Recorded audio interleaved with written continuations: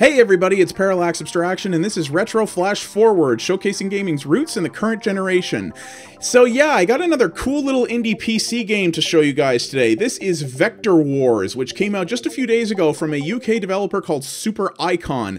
I've actually never heard of them before this, but they've done a couple of other titles, and some of them are in a sort of retro-inspired style, and this is definitely no different. This is a really neat little title that hasn't gotten a lot of fanfare or buzz, so I wanted to show it off to you guys. So, at its core, Vektor Wars is a single-player, horde mode, arena shooter type game set in a retro, kind of Tron-like Battlezone style. The developer says that he takes a lot of inspiration from previous vector-based arcade games like Battlezone and titles like that, and you can definitely see that here. So I'm going to show this off to you because this is really, really cool. It's a single-player only game. There is no online, despite it being an arena shooter, which to some people might be a bit of a turn-off, but I don't think it really detracts from this. I'm going to show you why. So we got a few different modes here. You've got quote-unquote story. There isn't much of a story to this game, really. This is really just the progression through all the different levels in sort of a sequence. Deadline, which is a score attack mode. This whole game is a score attack mode, really, as I'm going to show you. But Deadline is a mode where you're supposed to score as much as you can in a set period of time. Sequence is a sort of different take on that, where the game will throw you into 5 different levels, and you have to score as much as you can within either 2 minutes or until you die, in which case you move on to the next level, and then it totals your score up at the end.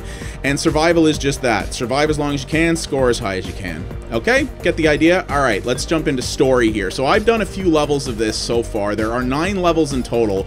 I've done 4 so far. Each of these levels is very, very different, and each of them comes with new enemy types, which I think is really, really cool. But we're going to start at the beginning here. So this is the story such as it is. Your ship has crashed. It's going to take a long time to rebuild it. You got to survive as long as possible. Go shoot crap. Really, that's all it is. So the core of this game is that it is a score attack game. The game does keep score, and it does have multipliers and the whole bit like that. But there are a whole bunch of other different bonus objectives that you can choose to pursue in the levels that will give you additional points, and there's a whole whack of different weapons that you can pick up and different power-ups in the arena. It's really simple, but really, really cool. So I'm going to show you how this works here. The core concepts of this are going to seem very, very familiar, but it's executed in a very, very cool way that I really enjoy, and it has some unique mechanics on the typical shooter formula that I'm going to show you here.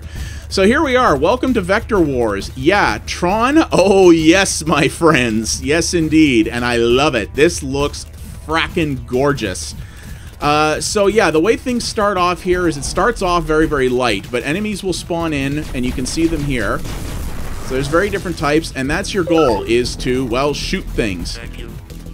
Okay, that's a robo-dude. I'll get to those in a minute.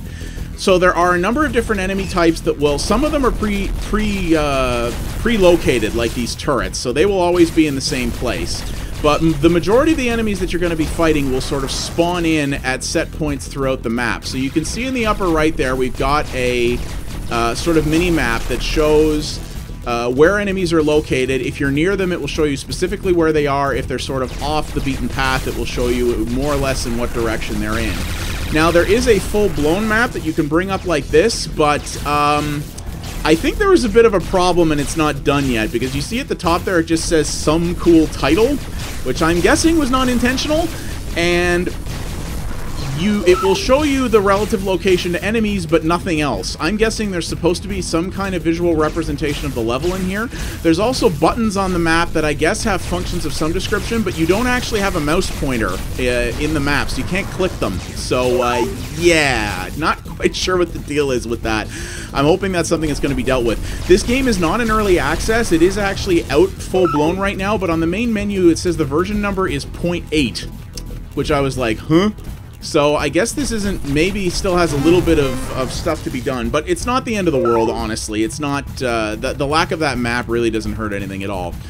So as you can see here, I've been shooting things, and that's your goal, is to clear out all the enemies. There are 3 waves in each level, which get more and more complex.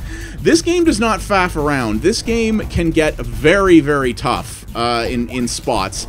And the way one of the ways it handles that is one of the very interesting mechanics that Vektor Wars has going for it. So, okay, so I picked up another gun there. So this is the assault shotgun, which is kind of bonkers, as you can see. So you start with a pistol that has not technically unlimited ammo, but it has like 1 billion clips, so it more or less is unlimited.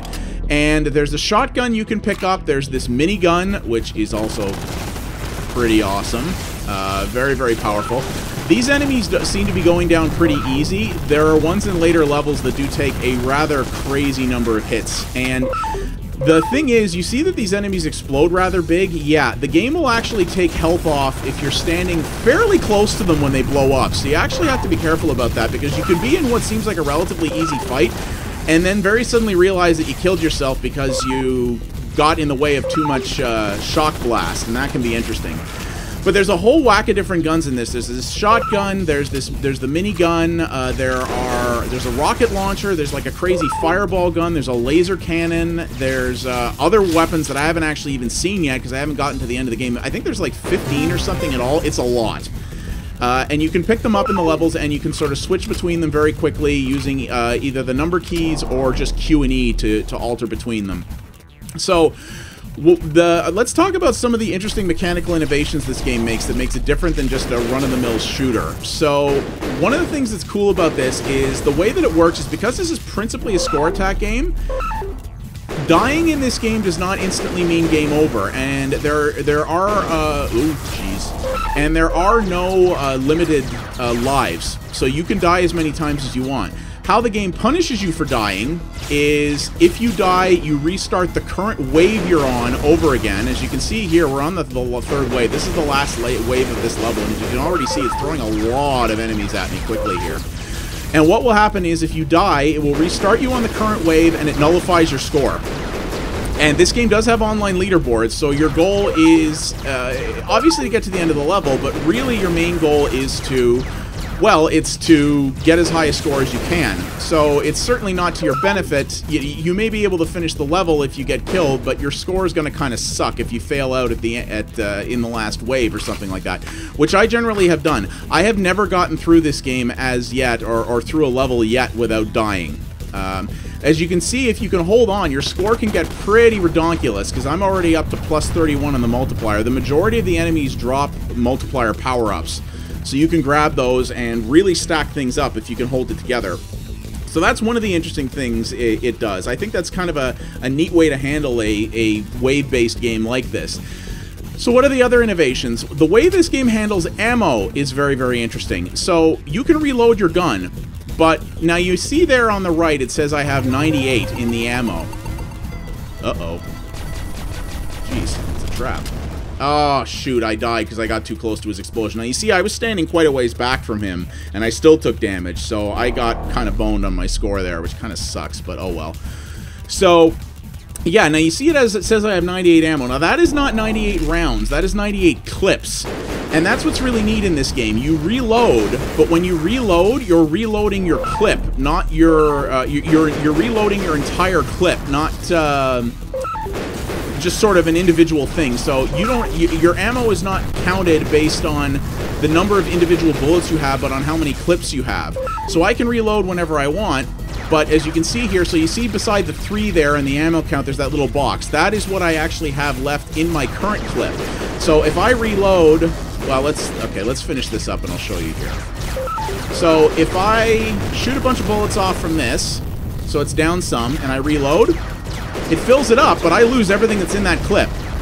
So it actually encourages you to be fairly strategic with how you choose to reload your gun, because you don't want to waste what's in a current clip. But if you've got a little bit of calm in an otherwise, large battle, it might be worth your while to reload early so that you don't get caught having to reload midway. Reloads don't actually take very long. I do think reloads in this are almost so quick that it takes some of the tension out. But it nonetheless encourages you to strategically utilize your ammunition, which when you get some of the higher end guns is a big concern because there's not necessarily a lot around here.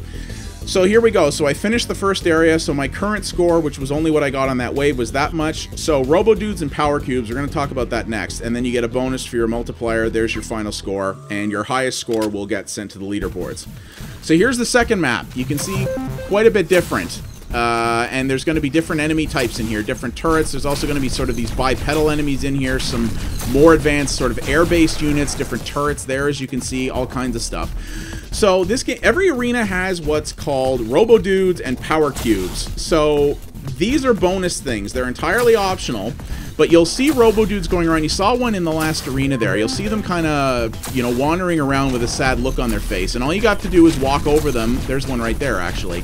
You just have to walk over them to pick them up, and the more of the... There we go. So one collected, 4 remaining. So there's one of the new enemies there. So the more of these you get, the more Robo-Dudes you pick up, the better your bonus. If you can get them all, you get a really nice bonus. Same with the Power Cubes. This level, I actually did manage to collect them all on at one point, because this particular level is a pretty straightforward arena, as you can see. It's just a big, wide open space. Now, when you go into the menu here, you're also going to see there's a thing here called Messages. Supposedly by collecting Power Cubes, it allows you to sort of unlock these messages, which kind of, I guess, flesh out the story a little bit. The game does not explain how that works at all. I have not actually ever found any of the terminals that you unlock these messages at, so I'm not actually sure what it's talking about. I tried to look it up, both on the forums and on the very tiny one-page manual that's given, and none of that's explained. So I'm presuming that's something the developers just wanted you to figure out on your own. Like I said, it doesn't really harm anything not knowing about it. I'm sure I'll figure it out at some point, but it doesn't really matter. I mean, the story in this game is just kind of a laugh anyway. It's just a tiny little framing device they created for this. But you kind of got the basic core concept here. This is not a overly complicated game. The cool thing about it is it's not a very expensive game either. On launch week, this is 25% off. It's give or take, depending on your currency, around $5, and it's normally going to be about $7.50. So it's pretty cheap. Yes, so here we go. Here's the minigun again. I love this thing. In some of the later levels, which I'll probably show you after this, there are, when you pick up things like the plasma gun and the rocket launcher, it is insane some of the havoc you can wreak. There can just be a wall of explosions going in front of you, and it's really kind of cool.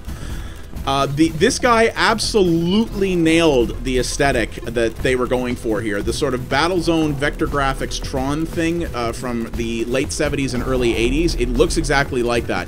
It's not 100% accurate, obviously, because to do the actual vector graphics that some of these really old arcade games had, you actually needed a specialized vector monitor, which nobody actually makes anymore. They're almost impossible to get. So this is not, obviously not, quote, true vector graphics, but it's a very, very good representation. I think it looks really good. I love the way the colors pop. Everything is super bright and oversaturated. That's exactly how something like this should look. This really feels like a game that plays like you're in the Tron universe, which, I love that. Absolutely love that. And I think the aesthetic is good. The sound is pretty good as well. The soundtrack is an okay compliment, but it's a little bit simplistic. One of the problems I do have with this game, there's only a couple of little technical gripes I have with this game, and one of them is that, at least on this initial version, the sound is very overmixed. You're probably hearing that a little bit. It probably sounds like some of the explosion effects and some of the higher-pitched beeps and stuff sound like they're clipping or distorting. Yeah, that's not my recording setup, and it's not your video player. The sound basically is too loud. It's a little bit too loud, and it kind of peaks and distorts, which is kind of a bummer. I hope they do fix that. In the options menu, you can turn the music and sound off, but there are no individual volume sliders, so you can't actually turn it down. All you can do is turn it off, and that kind of sucks. Plasma rifle. Here we go. All right, this is pretty awesome. So I do hope they fix that. Sliders will be very nice to see. This game is based in the Unity engine, so I mean, sliders are certainly a thing that's possible, so I do hope we get to see that. And I do hope he can sort of compensate the sound level a little bit by default so that it doesn't distort so much.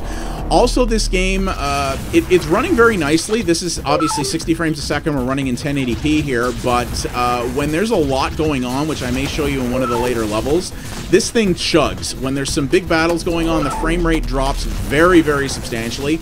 Doesn't really affect gameplay much, and it doesn't last very long, but I mean, this game looks cool, but it's not by design, not state-of-the-art AAA. I don't really see why it should be dropping below 60 frames a second ever, especially on a GTX 970 like I have here. But again, it's a minor thing, and it doesn't really impact it. The gameplay slows down with the frame rate, so and it only happens during really, really large battles. And honestly, getting a little bit of slowdown to help you strategize a little better in situations like that is not entirely unwelcome. So, minor quips at worst, honestly. It doesn't do anything severe to detract from this. What I really like about this is not just the aesthetic. I mean, I love this Tron aesthetic, but what I really love about it is that it just, whoops, shoot, I died because I stood on top of a guy while he was spawning. Good job, Parallax. But what I really love about this is it actually, he didn't just make another bog standard arena shooter. He totally could have done that. I say he, I don't actually know how many developers Super Icon is, so I apologize if it's more than one person, but they could have just made a standard, you know, arena shooter with the same mechanics that everybody knows and put it in the Tron universe, and it probably would have been okay even based on that. But they decided to do something different and make different, actually put spins on the mechanics when it comes to how health is handled, to how scoring is handled. I mean, the fact that there's scoring in it at all, how ammunition is handled, things like that. They chose to put their little spin on it, and it all works really well. I think it's a really smart, some really, really smart, just little twists on the formula. They didn't reinvent the wheel. They just altered and polished it, and, you know, maybe put some chrome rims on it and something like that. Made it just a little bit more interesting and innovative.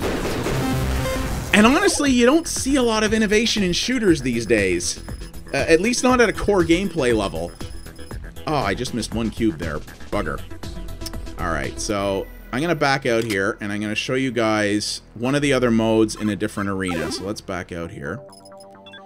Also, a lot of people are probably going to say right off the bat, oh, it would have been really nice to see multiplayer in this. Oh, shoot, you have to unlock, okay. You have to unlock the different arenas in each mode, it seems. That's kind of a bummer. So let's go into story here, and I'm going to show you one of the later ones. So yeah, the desert. This will show you just how bonkers this thing can get. This is only level 4 of 9, by the way. Like I said, this game does not screw around, and this level has been really, really tough. I can only imagine how this is going to get later. But as you can see, these levels are actually really massive for arenas. It moves fairly quickly. This is not Quake 3 Arena in terms of movement speed, but it moves pretty fast.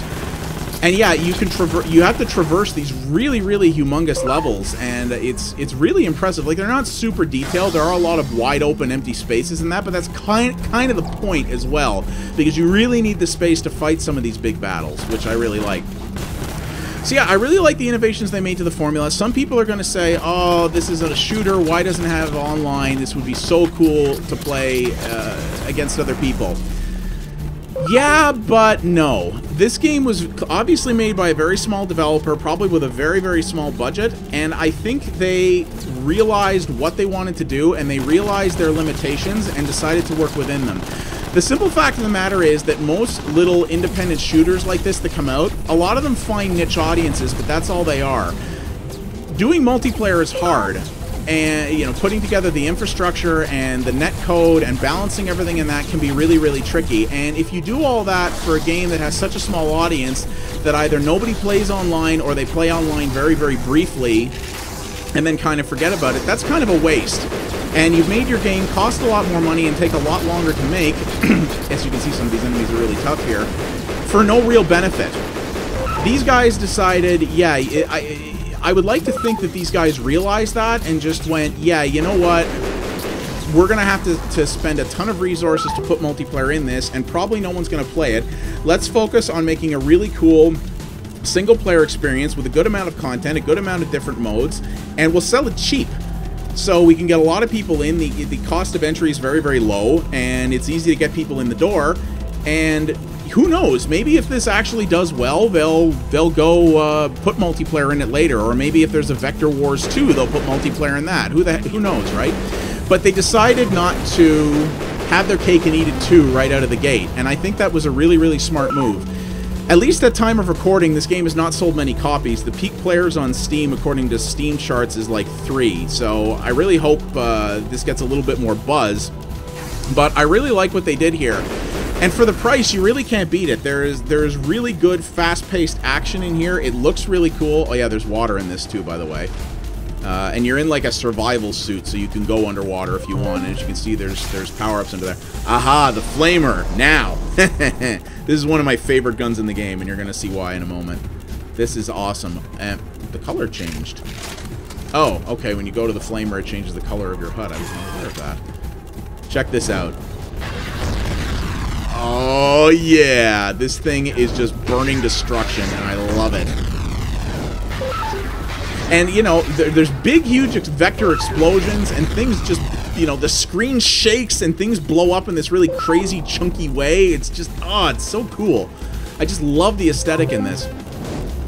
But yeah, this is a small game at a small price, and I think that is exactly what this type of thing needed. It has a good amount of content. They focused on single player because they know that's probably how most people are going to play it, and they made it inexpensive.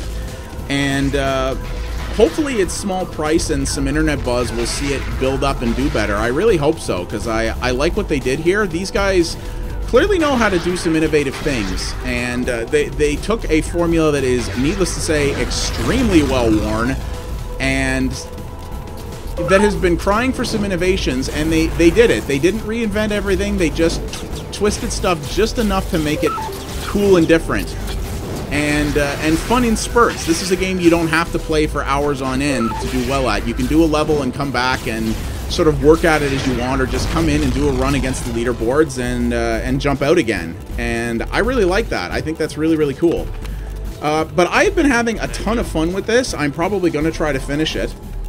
And yeah, if you like first-person shooters and you don't care about a lack of online, and you just want to, especially if you like the Vector sort of Tron aesthetic, and just want to play something that's a little bit different and cool and very clearly inspired by retro stuff in all the best way, this is pretty cool. This game is really, really inexpensive, and it's a really good indie game that is focused purely on mechanics and just purely on being visceral fun. It doesn't have a big grand story to tell. They knew what they wanted for, and they went specifically for that. And honestly, I think they nailed it. I think this is really cool, and more people should definitely check it out. I like it a lot. So yeah, that is Vektor Wars, developed by Super Icon in 2015 for the PC. You can get this on a bunch of different digital distribution platforms. You can get it on Steam. You can also buy this from Green Man Gaming. If you are interested in it, you can buy this from Green Man Gaming. There's a link in the description below this video. If you buy it through there, much like games I've talked about from GOG, if you buy it through there, a tiny little piece of your purchase goes to help support the channel. So if you want to buy this through there, I would appreciate that very much. If you buy it on Green Man Gaming, you do just get a Steam key. So you're buying the same version that you would buy on Steam, you're just buying it through a different site. And Green Man Gaming constantly has promo codes and other deals going on, so oftentimes you can get stuff cheaper there than you can on Steam. So if this game does interest you, please buy it through there. That would help me out a great deal. And yeah, I really, really enjoy this, and I hope it does well. And give it a shot. You like shooters, you like retro games, this is a good mix of both. My name is Parallax Abstraction. Thank you guys very much for watching. If you did like what you saw here, please consider liking the video and subscribing to the channel. It does help me out a great deal. And, well, I will see you guys next time. I'm going to go shoot some more vectors, I think. Take it easy, guys.